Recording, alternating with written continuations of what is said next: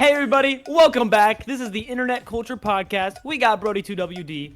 I'm here, boys. Cyril, Mika, and Nuckwit. We got everybody here for real, for real. We got Cyril doing the intro, which is what's up, bro. Well, we have to push people off. We're playing a crab game right now. There's no crabs. What? I figured out how you win. I don't know how to win. I just got I don't pushed. understand how you call a game crab game and don't put crabs in it. Like I was watching Squid Game, no squids showed up whatsoever. I'm just kidding. I've never seen. But anyways, we're playing crab game today. It's pretty fun. It's pretty cool. Pretty Among Us. But with that being said, we're gonna keep playing this game, and even though it's hella dead. Did you punch me? No! Oh my gosh! That was gnarly, man. I just watched someone explode. It was me. Like but anyways, guys, let's talk about our first big topic. That is the Aiden Ross Neon situation. They're beefing. They're leaving that hoe geeking. Oh, so what's going on? Bars. I haven't. Real quick, we're going to talk about Neon and Aiden Ross. So, you're probably thinking, those two, they're pals. Why would they ever beef? Well, the reason why they'd beef is because they are not pals anymore. They actually hate each other. The reason why is because Aiden will kind of repetitively says, hey, Neon, you got to do stuff for me too. I literally made your career, which he's correct in saying. And Neon's like, I'm actually a little dude, and I'm really freaking annoying. So I'm going to be mad at Aiden Ross all the time. That's my best impression of Neon. Aiden Ross is like really calling out Neon's BS recently. Is more or less the idea. And so how the beef started is you know, they're like Neon really was like relying on this kick deal to basically stay relevant and on the platform. And then Neon went on Twitter and started dissing Aiden. And so then Aiden was like, all right, man, if you're not going to appreciate me, then I'm not going to help. I'm going to help you get this kick deal. And then that's like what Neon needed to like kind of stay alive. And then it didn't work. And it didn't work out because Aiden Ross was obviously close with the kick exec. Yeah, no, it's just not going to work out is the truth. The point is that both, like Neon is heavily view botted is the thing. Like very heavily view botted. And that's the only thing that he has over Aiden. Aiden is in relevance so much more relevant than Neon in every way, man. Like I don't know a single person who knows Neon. I didn't know who Neon was until recently, and I genuinely watch streamers all the time. That's my job, is to figure out what other streamers are doing and how to replicate it. But the point is, I didn't know who Neon was until about 5 months ago, because Neon is irrelevant, bro. He's very recent, but also the stuff that he does is literally so brain rot. Yeah. That like I never cared to watch his content. Aiden Ross, I knew who he was. He's a 2K YouTuber. He's bringing on big rappers. He's doing big things. Neon brings on an OnlyFans model and then cries when she cheats on him. Like go figure, bro. It's just the most annoying thing ever. I can't stand that dude. And maybe if I knew him in real life, I'd like him a lot more. But not knowing him in real life, it's just trash. I just don't like seeing a lot of the stuff that he does. It's just really annoying to me. Yeah, that's actually... To be quite frank. The way to put it. And I'm sure he's I'm sure he's a good guy in reality. But at least in my experience that I've seen of him, I don't like his streams and his content. And I know for a fact that he's view botted. I mean, he's just not relevant enough for the amount of views that he gets. Also, Kick has been shown multiple times to be view botted. I mean, it's very clearly view botted. And I'm not going to sit here and act like YouTube isn't view botted as well, because a lot of YouTubers are very view botted. I mean, I know firsthand. I've seen videos where I'm like, you have 2 people in chat the entire time, yet you have 100,000 viewers. That's just an impossibility. What are you doing? I don't know. I'll talk to you later, Drews. But yeah, I know for a fact that view botting is a common thing on Twitch, YouTube, Kick. Doesn't matter. It's always going to be common. Oh yeah. But Kick, it seems to be not only common, but encouraged. Right. Specifically with Neon is a big thing. But anyways, with that being said, Aiden Ross and Neon are not pals right now, which has kind of come to a shock. And Neon and Aiden Ross even will have gone as far as wanting to fight each other and like publicly film it, which obviously Neon wants to do because it'll give him views. But I mean, I don't, and Aiden has agreed to it as well, except neither of them will ever come to terms with actually doing it, I bet. It'll probably never come to fruition. But speaking of fighting, I think we're kind of done explaining the Aiden Ross topic. We should talk about the Jake Paul-Mike Tyson fight on July 30th. That's a big deal. That's a very big deal. First, we're going to have Mayweather fighting Logan Paul, which is a giant size difference. Now we're going to have Jake Paul fighting Mike Tyson, which is also a giant size difference. But it's not in favor of Jake Paul. The size difference is in favor of Mike Tyson. The age difference is the same as normal. But, you know, the size difference between Mike Tyson and Jake Paul is so large that it's actually going to be a competition. And there's a very high chance that Jake Paul gets knocked out. Also, with that being said, Mike Tyson regularly walks around with a cane. Just to tell you guys how old he actually is.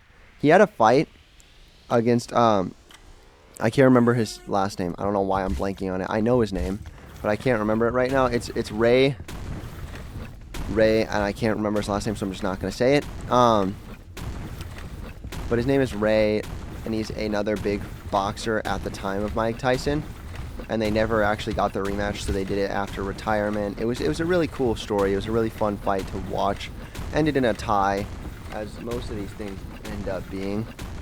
But with that being said, I mean, Jake Paul fighting the biggest fight probably in the world is a big deal. The most known fighter, even more than Floyd Mayweather, which might be a controversial take. But I think Mike Tyson is always going to be more known than Floyd Mayweather just because Mayweather fights bums still. And he didn't go on a high note. And he's all about money. But anyways, Jake Paul versus Mike Tyson. How do we think that's going to go? Let's get some quick little predictions after me explaining it. And see what you guys think is going to happen. I honestly have no idea, because I know for a fact that Mike Tyson has gone back training a lot more recently. I've seen videos of it, like in the last few years, he's been training a lot more. Jake Paul is very big, up and coming. Honestly, I feel like if it all plays out, because I think there's a chance that it won't play out. If it all plays out, Well, Jake Paul is doing much more promo than he normally does. Well, I think Jake Paul will have to win. I think it'll be, I feel like a lot of that stuff, I don't know if it's necessarily scripted, but there's I think a lot of it's about money. And I think that him going, oh, we're going to pass it, the crown over to, is Mike Tyson going, we're going to pass the crown over to, Jake, sorry, I'm fighting right now. No, all good. Is Mike Tyson going to pass the crown over to Jake, though? I get exactly what you're saying. I mean, in reality, is there a crown to pass over? For real? I mean, I just sniped you hardcore. But also, you were weakened by a lot. But anyways. Is it worth it for Mike Tyson's name to be dragged in the mud, though? That's the question at this point. I want to hear Nuts' take on it, too. Mm-hmm. What do you think, Nuts? Oh, First man, now I feel really bad for saying this, but my take is I'm personally just looking forward to two men getting in the ring, and they're gonna beat each other up. That's a cool part. Also that they're gonna get really sweaty, and it's gonna be two sweaty men just just hugging each other and all that stuff. Yeah. Two smelly men rub up on each other? Yep. No, that could be us, but you playing. Oh God, it could. I personally don't want to partake in it, but I'll watch But anyways, it. I think Jake Paul's gonna win. It's gonna be all the way to decision. If either of them gets knocked out, it ruins both their namesakes, and that's all there is to it. Honestly. Bite his ear. He's gonna bite his ear. You remember that? Yeah, everybody remembers that. That's funny. You didn't remember it. I had to remind you. No, you didn't. No, you did. I You just did, reminded you. Come Come here. Me not quit. No. All right, sorry. I got really focused. All right, what we on now, Brody? Oh, I think we're just talking about. Now I'm locked in. Now I'm locked in though. No, I'm done being locked in. I'm not. Did y'all both die? I died. He said, "I'm not," and then he just blew up. I think that like we're just gonna have to see as time plays out, you know, what's going on with that. I don't know if you could say who would win yet. Sorry. But I think it is good to mention that you said Mike Tyson walks around with a cane sometimes. I think that's good to show his age. I'm gonna pull up, Jamie, pull up that real quick. I'm gonna pull up his age real quick. Mike Tyson age. Jamie, can we pull this up? Okay, so he's 57 right now, man. Which is kind of crazy to imagine a 57-year-old man Fighting a 20-something-year-old. He's like 27, 28. Yeah, that's crazy. That's crazy. What? I'm tired of Jake Paul fighting people that are old. Why can't he just fight people his age more? I'm honest. I'm gonna be honest. Tommy Fury was a good fight. I liked watching the Jake Paul Tommy Fury fighting, and I liked watching the KSI Tommy Fury stuff. Like, why can't he fight someone similar skill level, similar age, that isn't gonna be a bum, that he's not gonna know he's gonna knock out? Or if he doesn't knock out Mike Tyson, who cares? It's Mike Tyson. Nobody wants to see Mike Tyson knocked out. It's Iron Mike, bro. Nobody cares to see Jake Paul knock out Mike Tyson. Yeah. And if he does, everybody's just going to say that he's paid off, just as usual, man. I think people really do care to see it. I think that's why they do it, though. I think that they're going to make so much. If you think about it, dude. They're not making money from me. That's fair. That's fair. But, like, it's all through Netflix, which is cool, too. Actually, that's important to mention. It's actually going to be shown on Netflix, of all things. No, that's actually a good point, because it is through Netflix. They technically will be making money off of me. There's no reason for people to pirate it this time, man. Guys, in this game, I can't move. I'm going to be honest. Oh, never mind. It works now. Okay. Yeah, but I think that's important to mention, too, because I don't think something like that's been done yet, has it? Where a fight has been on Netflix? No, I don't think so. That's a very random new thing. Service. Usually it's all on like you have to pay several hundred for a fight, right? It depends on the fight. Some fights are 20, some fights can range all the way up to 160, 70. It all really depends. The UFC is expensive, bro. AF.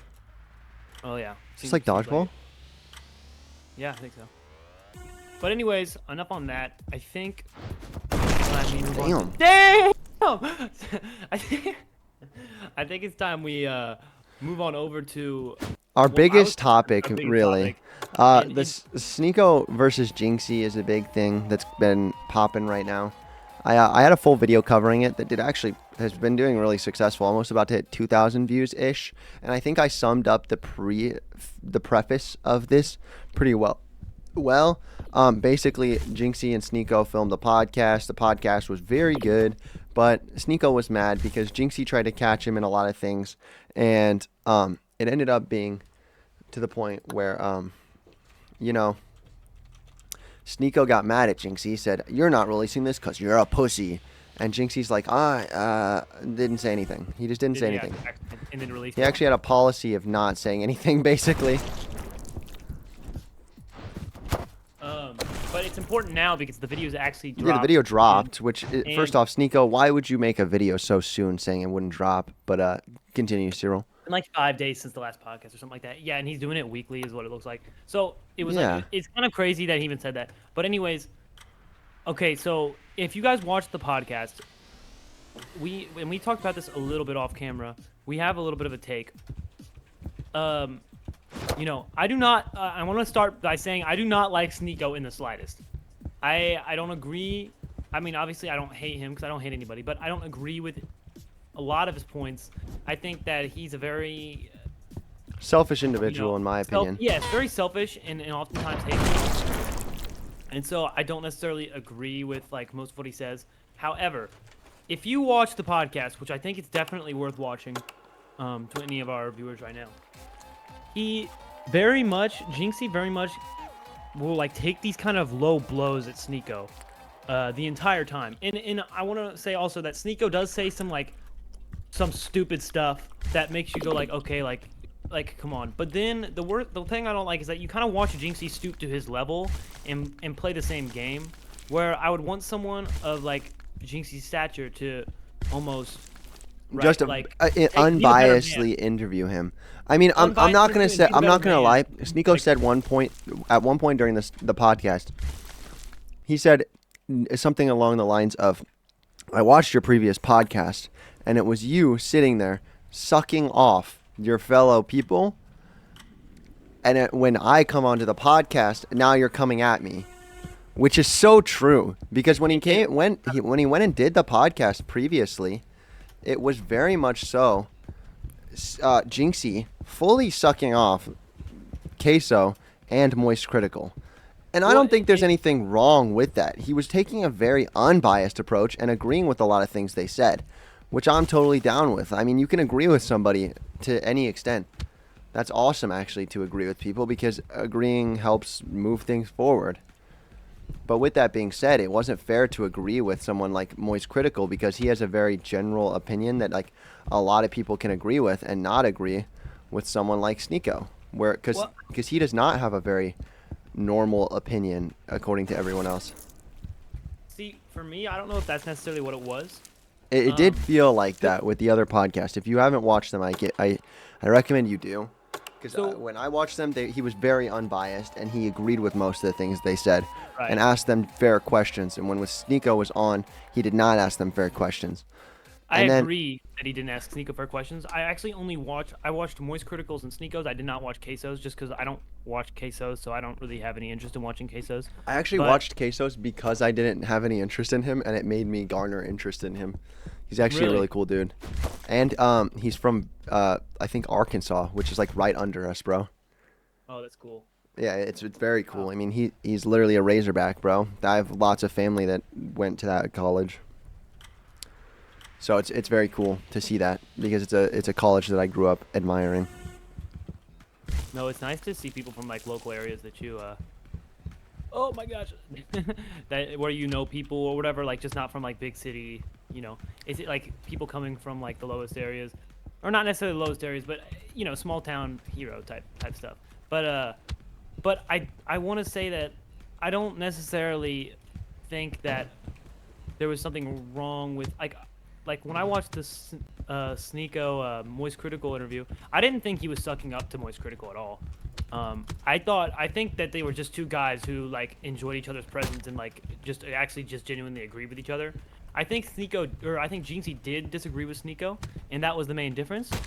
Well, he disagreed with some things, but it also didn't feel like it was Jinxie's own opinion at all. I will say that with full sincerity. Like it did not feel like it was his own. He was pandering to an audience, hardcore. He was like there's one point in the thing where Sneeko's like, "Did you get the vaccine?" And Jinxie's like, "No." And then Sneeko's like, "Well, that's you defying something right there that everybody else says you should do." And he's like, "Well, I think that anybody should should take it if they want to, and they should definitely take it." And he was like supporting a vaccine that he didn't even take himself, which seems so messed up. And I think that that's not even his own opinion. That couldn't be his own opinion, or he would have taken the vaccine, you know what I'm saying? And obviously that I'm not giving any recommendations to anyone in the chat right now to not take something like that. But it is important to look at that when you are talking about things like that. I think you're right. I think Jinxie didn't believe a lot of what he was saying, but I also think Jinxie was, and I actually want to add, I think Jinxie was right in some of what he said, but he almost like didn't back it up, which I guess falls in what the hell. But it almost. Oh, I guess there is crabs in Crab Game. Oh my gosh. Yeah, come on, but you didn't have any faith. Oh, ye of little faith. But I like so Sneeko would say some random BS, which is like some stupid crap. And damn it. And then Jinxie would be like, well, you know, he like didn't bring up any good points on why Sneeko was wrong, even though I fully agree. I fully believe Sneeko was wrong, and the entire time I was just thinking of points. So it seemed like he wasn't even knowledgeable on the topics he was talking about. Oh no, And Sneeko. honestly, Here's the thing about Sneeko, and I've always said this. Though Sneeko may have some good takes, he brings up his takes in such a way that makes him seem like an absolute idiot reject. Makes him seem so hateful. Makes him seem so wrong in the way that he says things. I genuinely would like to have a conversation with the guy about just how he's talking to people. Because he talks so poorly about certain people that in reality they believe the same way as him. Like, it's just kind of annoying to me in certain ways that he says things. Well, I was actually talking about Jinxie in the form of the podcast, but I do think Sneeko believes many things that he is not actually very knowledgeable about. Or that he'll learn about it, but he doesn't remember or whatever, like, why he believes that. And then he kind of just like, no, you should believe this because I'm right. And it's like, okay, like he says, like in the podcast, you know, depression isn't real. You should go do a push-up, like some Andrew Tate. Which he's not. I hate to say it, but he's not fully wrong. Saying go do a push-up rather than just saying like I'm never gonna get better, and this is a chemical imbalance, and I'm never gonna get better. Like, I mean, that's not true. That's fully like not true. That you can't not do anything when you're in a depressive state. You can go do push-ups, and it's proven to bring endorphins to your brain. But the issue with his thing is that he's saying go do a push-up and that's your solution. That's not the end of the solution. That's only part of the solution. That's the whole point. So you need to not say, oh, you're depressed, go do a push-up, because that's not an empathetic take to have. Nobody's going to listen to you if you're having that take. And you're coming from a place of being happy at that current moment to say something like that. Because if you could actually sit there and empathize with someone and you could have experienced something like that with depression, I mean, you'd understand. It's not as simple as doing a push-up. Doing a push-up can help, and it could be your first step, but if that's not the only step, and that's not going to cure your depression either. And he also claims to be like, you know, so much like on like this is like this because it's based in fact. Like, you know, they're lying to you about this, they're lying to you about that, and it's like, okay, like let's say they are, but you're also ignoring the fact that like there's like multiple reasons for like why depression exists that he's just ignoring in terms of he's not including traumas. And he's not including, like, you know, genetic predispositions, which are both studied and real things found to be the reasons for depression. And so I think it's also proven, of course, like Brody was saying, that obviously if you stay physically active, it's been proven that helps with your mental health. And that's a good way to get out of it. But it's definitely not a permanent solution. And it's not all there is to it. It's like that is a great stepping stone. But it's not, you do a push-up, your depression's gone, or if I just suck it up and say, well, I should just start liking life. Like, it's not that simple. So, you know. No. Yeah, no, I get it. I laughed at the game on the topic. It was kind of funny that he just gave it. He just keeps giving it right back. But yeah, with that thought, I think that I also agree with certain takes that Sneeko has. I would actually say that I agree with a lot of takes that he has. Not most, but a lot of them. Just because, I mean, a lot of the things he's saying are based in fact. He's just getting certain things wrong about it, and that's where he's messing up. And it's also his approach. Good work, Nuck, by the way. But yeah, it's also just his approach in telling things, you know? Of course. No, I think, you know, I do think he's right about some stuff, but I also think he's like, in terms of his personality, he's also like selfish and an asshole, and I think that blinds a lot of his points. It can. And also, I think that his community is probably the most toxic thing on the planet. Because we've talked a lot. We've talked a lot about Jinxie and what he did wrong. And I honestly think that Jinxie was just a byproduct of those he has around him and those in the internet space. And I'm not going to lie. Sometimes I've been known to sit here and talk in a way that wouldn't reveal any of my beliefs. Like at the start of my streaming career, I'd say, I would sit there and I would say like, oh, can I say that? Like, can I do that? And ultimately, I wasn't saying anything offensive at all. I was just trying to understand what I could and couldn't say. And I think Jinxie is still early enough in his fame that he's just not understanding that ultimately he needs to say what Jinxie thinks, not what somebody else thinks, or not what Twitter thinks, and not what other people think, or Moist Critical thinks when they had a beef before. and like this and that. I mean, I just think it's an immature take. But I think ultimately Jinxie's gonna grow out of this. Sneeko will not grow out of this. I think you're right, and I think that, but I also think that Jinxie is a really good person. Like, I don't think he's a bad person at all. I just think that, like, I expected and held him to a higher standard, and to not play by Sneeko's game, like by like insulting and like just low-key being an asshole. Like, I expected Jinxie not to make jabs and stuff because I see him as a good person and just a really good, like, I guess role model. Role model for streamers that are our age, you know. Mm-hmm. But yeah, I definitely am thinking. What I was gonna say next though is Sneeko's community. That's a big thing I wanted to know. Sneeko's community. When Sneeko even mentioned that Jinxie didn't post a podcast that he was on, immediately called to dox him, immediately called to kill him. Started supporting Nazi ideas on how they would take care of Jinxie. Like they literally started talking about a Nazi guy in the chat and started saying that whatever this guy's name was. I'm not gonna mention the name because obvious reasons. But if you look at my video, I will. It shows you. I literally look into the comments. I purposefully don't mention some because they are that hard hitting of a topic, and I don't even want to get that deep. But Sneeko's community is toxic and wrong. More wrong than Jinxie's community ever could be, and more wrong than Jinxie's ideals ever could be. It's just blatantly wrong and hateful and rude.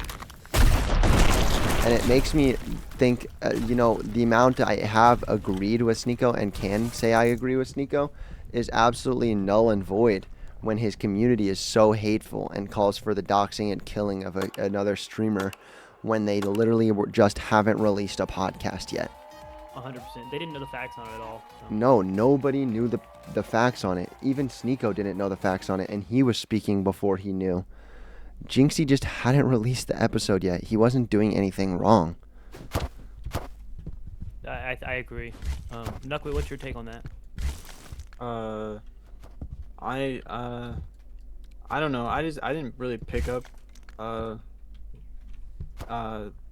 questions Jinxie was asking, only because I don't really understand Sneeko that well, and I don't want to. Fair enough. So I probably ask him very similar questions, but that wouldn't be my intention. Those are just kind of. It was just the way that he was laughing at him mainly. Questions too. It was the way he was laughing at his answers, and. But it was also like, yeah, like if you watch the video, and I can't name specifics, I'd have to rewatch it. But there's just times where it's like, Jinxie would be like, because you're like Sneeko will start going on about his point. He's like, oh, you're saying that because like of this, and he's like, yeah, okay, and, or he's like, okay. And one time I remember he's like they're talking about like the election, and he's like, Jinxie's like, I really like Ron DeSantis or something like that, and he's like, do you know who that is? And then Sneeko's like, yeah, I know who that is. And he's like, no, you don't know who that is. It's like, that's what Jinxie said. He's like, no, you don't. Like, you don't know who that is, do you? Yeah, he was just like, really patronizing. Why are you like, yeah, it's like just because you disagree with him, you just assume that he's like stupid. Like, I think that's absurd. Or it's like, even if you didn't think he was very intelligent, it's like, why would he lie about that? Or why would you question him? Like, if he was lying, like, it's just kind of rude. Well, if he didn't know who it was, then why did he say all that? I mean, it was just a really pointless thing to say. That's why I don't really care about like looking into anything Sneeko says. I don't like, he can have whatever take he has. That doesn't affect me or anyone in any way. I would even go as far to say is that I don't even think it's worth like saying, talking about like the things he says. It's just kind of like the way he says them. Yeah, that's what I was talking about, and that's why his community is the way it is too. It's his own fault. His community wouldn't be like that if it wasn't for him. But I don't really like to. If someone disagrees with me, I don't want to. It literally didn't even tell me I have the bomb. It took it out of my hand and put a snowball in my hand, bro. Yeah, if you have a snowball, it'll put it in the third slot. That's so dumb. All right, but anyways, yeah, I get what you're saying. But anyways, we want to talk about it might be the final topic. We're going a little bit longer than that. Sneeko was that was a big topic for our podcast, to be honest. But anyways, a final topic I want to quickly say. I don't think there's a ton to say because we all knew it was going to be inevitable. But the Rooster Teeth company as well as all of their subsidiaries, besides the podcast, are fully shutting down within the next year. It's fully canceled. The one thing that has not been fully canceled is the podcast, and they're looking into outside acquirement. If you don't know, in a roundabout way, Rooster Teeth, the YouTube channel, YouTube empire, whatever you would like to call it, is very, very big, very lasting, and they've been around forever, 21 years, since 2003. So it's really, really huge. This is a company that has been around on the internet for longer than I've been alive, which is literally insane to say. And they're closing their doors because through a roundabout way, they were acquired by AT&T and Warner Media, and they just aren't profitable anymore. Yeah. Yeah, it's not like you said, it's not a surprise to anyone. I didn't think it would be so soon. I saw it. I saw that, they announced that Red vs. Blue is getting its final season, and they also ended Achievement Hunter. This all happened within the past few months. And if you don't know what Achievement Hunter or Red vs. Blue is, I don't really know what to say. Those were kind of like the first things to pave the way for the internet, because they've been around since before YouTube, and I guess you can say they were like one of the first content creators on the internet ever. Like alone, they've made a lot of people who they are. They're responsible for like a lot of what the way the internet works today, and how it's like all ran. It's kind of just sad to see though. They were in my childhood. Yeah, no, I think they were in everybody's childhood, honestly, at this point. And really, all I want to say is rest in peace. I mean, that sucks. It sucks that Rooster Teeth is shutting down. Yeah. They were big. Sorry, what were you saying? No, it's okay. I was gonna segue.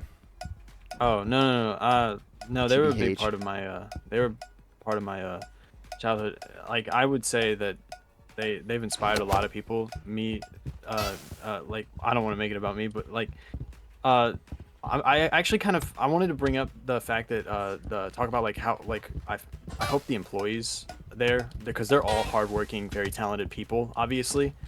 And I hope that a lot of animators as well. A lot of animators, dude. I think Red vs. Blue, which is like their main show, like kind of just like made animation. Like, if you don't know who Monty is, he was like the animator. He became when they started having the animated segments in that show. That was him, and then he went on to make Ruby. Yeah, there's a lot of big things that came out of Red vs. Blue for sure. They had a huge impact on a lot of different things. Yeah. I mean, honestly though, R.I.P. I don't know what else we can really say, to be honest with you, about the content. I hope. I think that the big thing right now, what people are doing, I think we should touch on this, is that a lot of people are rushing to like archive their content because they don't even know so far. Because like the founder of the company, Bernie Burns, he's not there anymore, but I follow his podcast because he's made a return to the internet recently.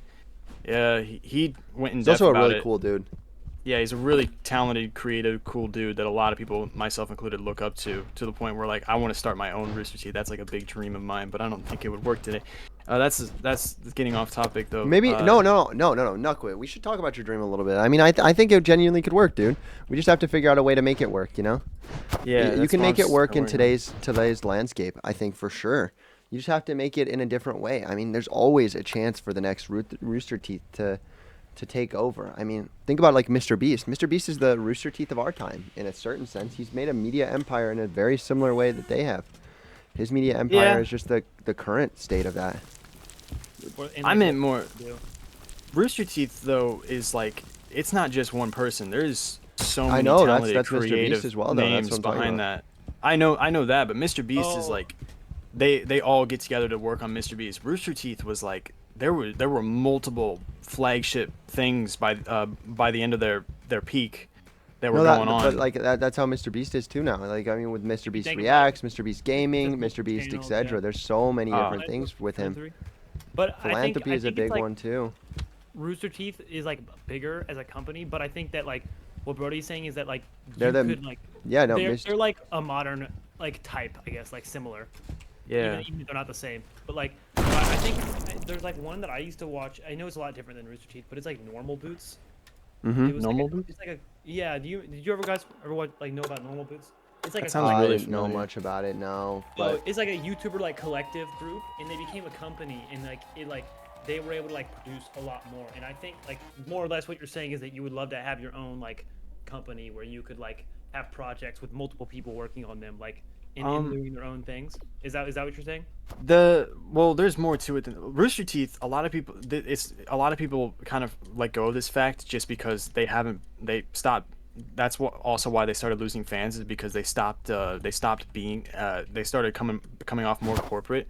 But what drew people to Rooster Teeth, the company, outside of the shows, what drew people to them were, yeah, they had a lot of very creative, talented people, but it's also the fact that they had like they came off as like a group of friends or a family, you know, because that's how the company started. It was a five friends wanting to make a Halo machinima or get drunk and review video games. That's how it started. That is Rooster Teeth. well, no, but like I don't think you're understanding what I'm trying to say.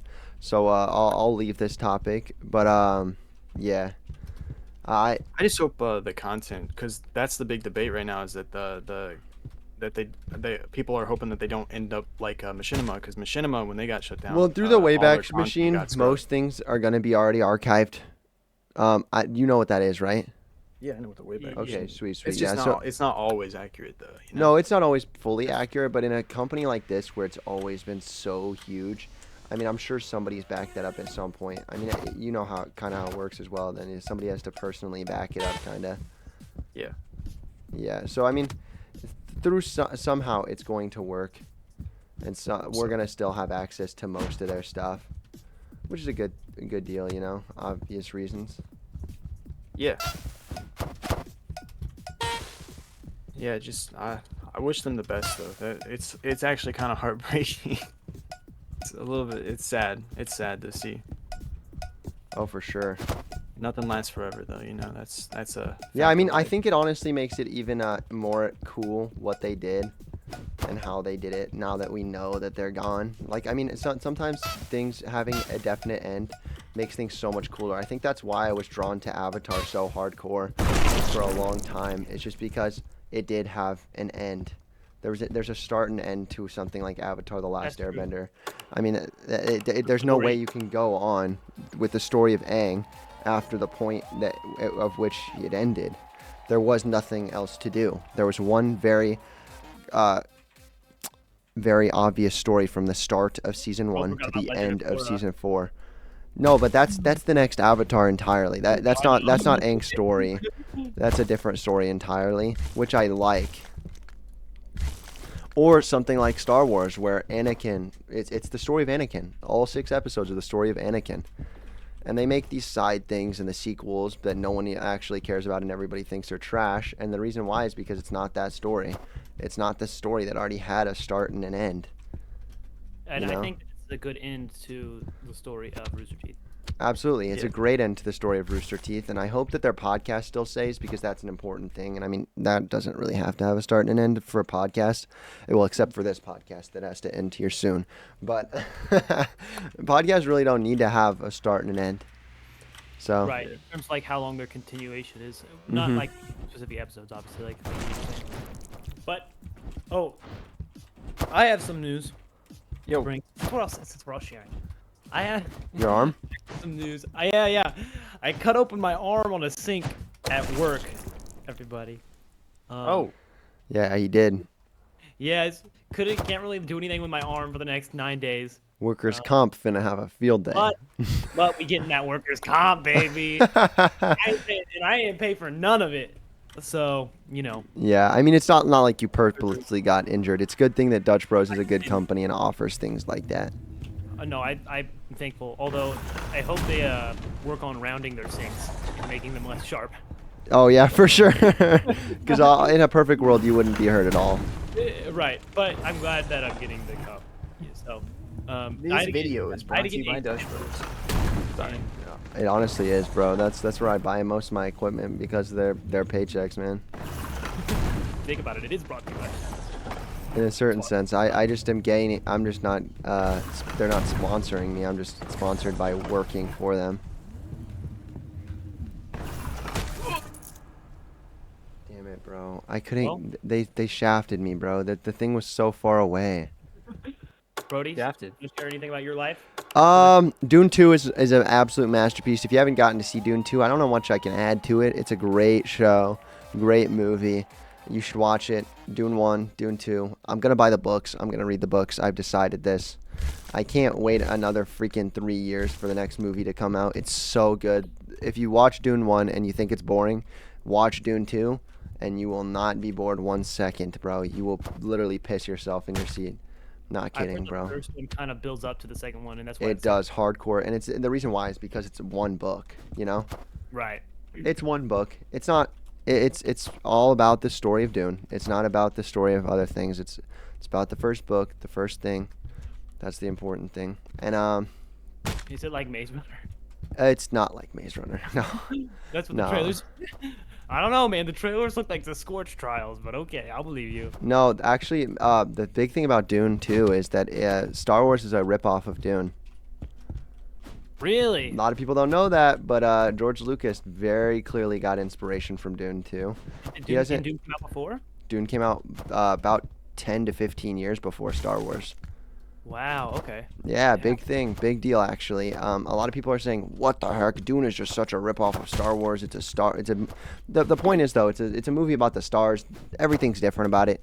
People want to say Dune is a ripoff of Star Wars and it's a ripoff of this or that.